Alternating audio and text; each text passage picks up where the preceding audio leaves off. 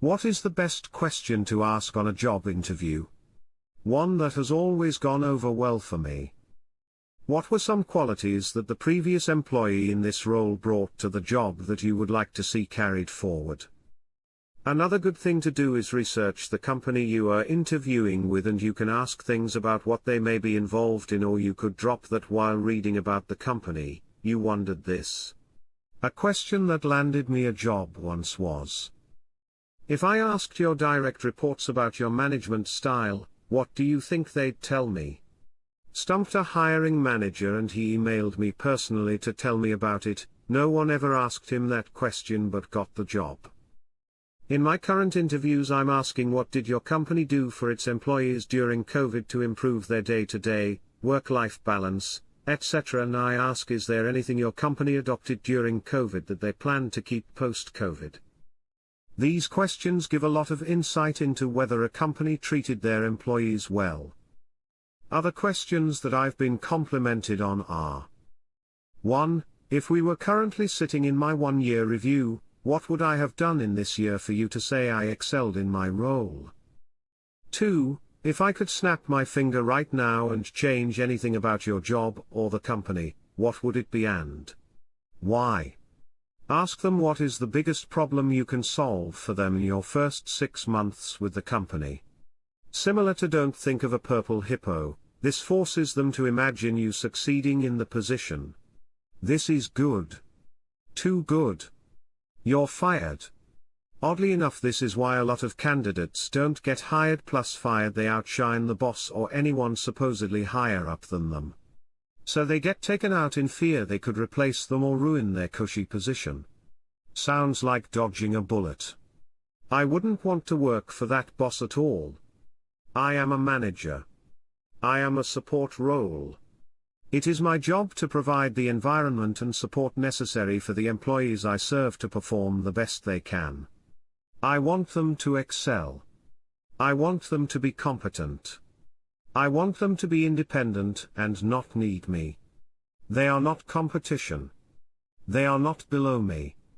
I am a support role, a position of servitude to others. This is leadership. It's not a game. It's not a contest. It's not a position of power. It's not an excuse to boss people around. It's a position is humility and grace. It's a position of responsibility and devotion. This is what leadership does. What do you believe makes a person successful in this position? What is your management style? Follow up, what type of person is your favorite to manage? What do you believe is the most challenging aspect of the position? Why is the position open? What do you like about working for company? These are all questions you should be asking every interview. Remember, not only are you interviewing for the position, you are also interviewing the manager/company to see if it is a fit for you. How do you foresee my role in this company evolving from the end of my first week through the first year and beyond? It gives you a glimpse into their training procedures, as well as how their expectations of you will change with time, what additional roles you'll be tasked with. And it gives you the chance to sell yourself as someone who's in it for the long haul. I've asked this question at every job interview I've ever had, and their answer is often prefaced with something to the effect of "That's a great question."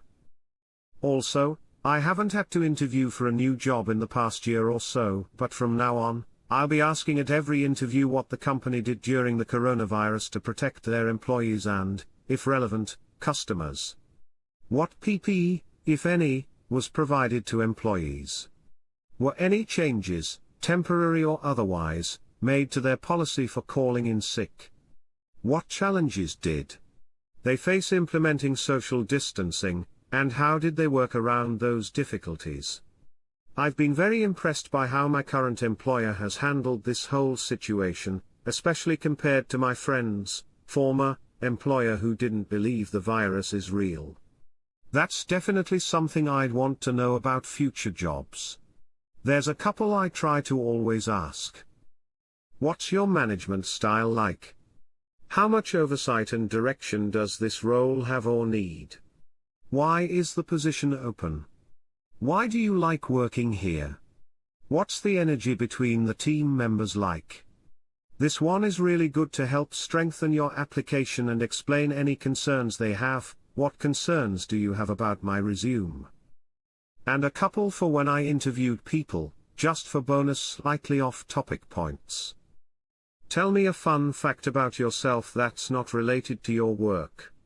This one surprisingly threw people, but in a good way. Usually got to find out something cool about them as people. But turns out I'm not the only one who goes totally blank when unexpectedly asked something about myself. What concerns do you have about this role? There's always something that they want to ask but are hesitant to. This gives them a perfect opening.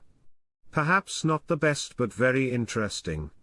A candidate asked me if it is possible in our company to get a significant raise without climbing up the career ladder in our company. This guy never wanted to be a manager, he wanted to do what he applied for but wanted to know it will be well paid. We hired him. He's introvert, working alone in his basement but he's great at what he does. I like to ask, how is success measured in this role? What are some possible career trajectories within the company that could stem from this position? That is good, trick them into thinking I care about either of those things. Ha ha ha, yeah, I would like to make this retail job my career. Eyes? You never know? I went from food service in a retail store, to supporting the retail point of sale systems, to supporting hotel/restaurant point of sale systems, to installing and training use of point of sale systems, to managing customer relationships, to technical project management, across 18 years. Much of that movement due to networking along the way and making sure I ask what do I need to do to succeed here and go there. My favorite has always been, is there any reason you can think of that I would not get this job? It hasn't always gotten me hired, though it has a couple times, but it has always made a positive impression on the interviewer. Reason being is because either they are like, well heck, there isn't one really, you're hired / we're going to give you serious consideration, or they actually did spot some kind of problem that could hold you back, and when they say it, it gives you a chance to counter it, explain it, or acknowledge you will work at improving it in a positive manner. Plus, it's just good feedback for something you can improve that might help you get a position in the same field later on, because if it's a problem at one place, it could be a problem at another, so even if you don't get the job at that interview, it can help you prep your skills and/or answers for the next. What's not working well here? What keeps you up at night? The response might be, well, we have to hire 10 new people and I don't know if they'll know how to program to our level, or I think our competitors have a more compelling story than we do. Now you can respond with how you are qualified to address that particular problem. I'll give you a nugget I give my clients, cause why not? The single best question one can ask is, doesn't work for C-level positions. If I'm selected, is there an immediate role/project completed you see me filling/doing? Pay attention to the words they use and how they describe it. You'll know instantly if you did well or not. How did you or this company handle or react to the COVID shutdowns? This one is new for me and still not sure how to word it, but I would want to know if remote options were available, or did they gash everyone's hours and kick people out on the street in that fiasco? When you were interviewing here, what would you have liked to know before you joined? This sounds like it allows too much room for them to promote themselves or the company. It's not a bad question, I just think it will be hard to get an honest answer. But are we looking for an honest answer, or just trying to get hired? I'm changing positions at the company I currently work for, and this new position allows full-time work from home, but if I wanted, I could just keep my current office as well. However, my current boss will no longer be my boss since I will be working directly for a department in our corporate office, so I have literally zero obligation to do that. Basically all of my co-workers were shocked to hear that I was going to just work full-time at home and not even like a couple days in office and the rest at home. I'm like, TF, I'm fully allowed to work at home, I save on time, 30 minutes commute each way, and gas. Plus I have dogs at home who can now enjoy having their owner around way more, and I love them way more than I even like any of you. I understand someone making a final decision based on compensation, especially if they have multiple options to choose from. But the attitude of demanding salary ranges from your interviewers before even interviewing shows a complete lack of understanding of the process, and a lack of willingness to work through an established process. When I'm the hiring manager, even making the hiring decisions, I'm not the person who makes salary decisions. I have a headcount to work with, I decide the role I want to hire for, get that approved, then find someone who I like to fill the role.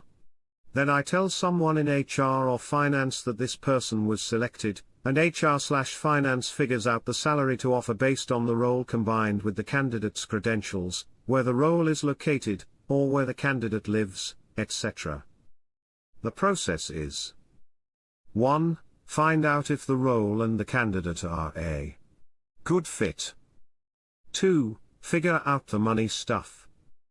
If someone can't follow that basic process, then they fail point 1, and they aren't a good fit for the role. The notion of wherever it's appropriate to ask the question aside, I think you're putting far too much faith into this established process. I have had many recruiters in my industry reach out with interesting positions that I learn only pay 60% of my current comp only after wasting the time of the hiring manager and my time in interviews. This situation is easily mitigable in my industry and inexcusable, but fresh grad recruiters are just looking to fill pipelines. Hey adventurers and fellow Redditors, are you tired of hearing the same old battle music during your D&D sessions, or just looking for the perfect soundtrack for your next epic quest? Well, let me introduce you to Amazon Music Unlimited. With Amazon Music Unlimited, you get access to over 100 million songs, ad-free. That means whether you need an intense combat playlist, relaxing tunes for a tavern scene, or just something to vibe to while scrolling Reddit, we've got you covered. And it's not just about music, there are thousands of podcasts too. So if you need a break between campaigns, you can catch up on your favorite shows. Plus, there's the best part. If you sign up today, you can try it free for 30 days. No commitment, no hassle, just endless music and podcasts tailored to your taste. So whether you're crafting your next D&D campaign, painting minis, or just chilling with your party, make your soundtrack legendary with Amazon Music Unlimited.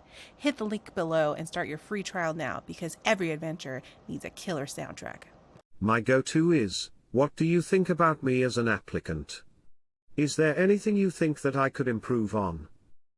Asking for feedback is great because it shows that you're a good communicator, willing to take criticism. It also gives you an idea of their perception of the interview, and, if they express any concerns, it gives you the ability to either explain how/why you performed the way you did. Employment is a trade, my time, energy, and skill in exchange for money and inclusion in whatever perks. I give, and I get. My employer gives, and my employer gets. If one party cannot freely and openly acknowledge that it goes both directions, it's a bad deal. If either side hides this, then they're wasting each other's time, and that's good for nobody. I say this, however, as a highly skilled specialist in a in-demand profession. I acknowledge that not everyone will be in this situation. They probably got paid per call. I worked at a call center that was contracted out. They got paid per call. More calls means more money. Calls make money. Ratings and praise emails do not. Hence no award. Op got away with it because he just didn't quit the job. Pretty much. They want both the praise and the emails as well as short calls. I think they don't give a fuck about the praise. Short calls mean more money. Actual complaints might affect future contracts, but praise means nothing to anyone except maybe Op. Some of them do care, but they're definitely the exception, not the rule. I worked call centers for a while, and one of the ones I disliked the least was Bed, Bath, and Beyond. They had no scripts, and the biggest metric they judged your performance on was call quality. They had metrics for call length and schedule adherence, etc., like a lot of other call centers, but you could bomb all of those and still be okay, if you had good call quality. What do you like best about working here? Good work-life balance, open and transparent communication, and a healthy work environment, even if none of those things are true. If the answer feels cookie-cutter, they may not like working there. However, you still learned a valuable thing in this interview: the other person didn't like working there.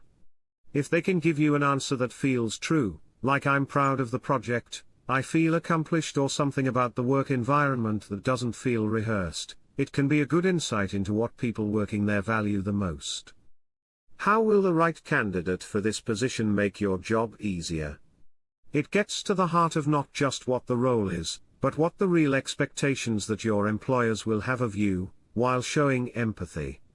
If you can preface it with "You said you are challenged by 30, how do you envision this position helping with that challenge?" it also shows that you were actively listening, and are seeking understanding. How crazy did you make the guy I'm replacing, and which floor did he jump off of? Crazy Jimmy was so crazy that he jumped out a window on the second story. Head first into a dumpster while giving us the finger with both hands. He kept them up and oriented while unconscious for a minute, and as the ambulance was taking him away. There were many things about Jimmy that didn't work in the role: his chronic tardiness, his fast hands, the way he chased the dragon, but I'll never besmirch his dedication to making an exit. Where do you see yourself in 5 years? This is a stupid question. I am not a fortune teller. I cannot look into the future for months, let alone years.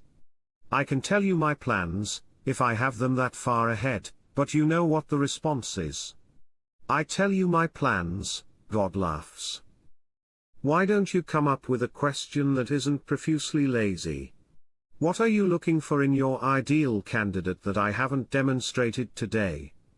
If they say nothing, that's really good news, and you should make it apparent that they said nothing. If they say something, you get the opportunity to respond and cover it, or not. Before we end the interview, is there anything that would lead you to believe I'm not the best candidate for the position? This gives you the opportunity to hear any reservations or things left unsaid, and gives you a chance to correct any thoughts they might have made during the rest of the interview, or something they wanted you to address, hopefully eliminating any concerns they had. While walking along in desert sand, you suddenly look down and see a tortoise crawling toward you. You reach down and flip it over onto its back. The tortoise lies there, its belly baking in the hot sun, beating its legs, trying to turn itself over, but it cannot do so without your help. You are not helping. Why? Keeps them pesky replicants on their toes. 2 questions no one ever asks.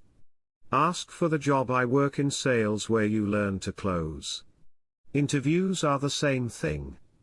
Why spend 30 minutes selling yourself to not ask for a commitment? Ways to phrase: is there any reason you wouldn't hire me for this role? Do you think I'm a good fit for the role? If not, why? If they give you objections, that's your chance to dissuade fear. After that, ask for your next steps in the hiring process. One guy I know quite literally asked for the contract at the end. Be bold? How can I be guaranteed to be involved in projects that are critical to the strategic future of the company? Typically, you must balance salary over how good the job is.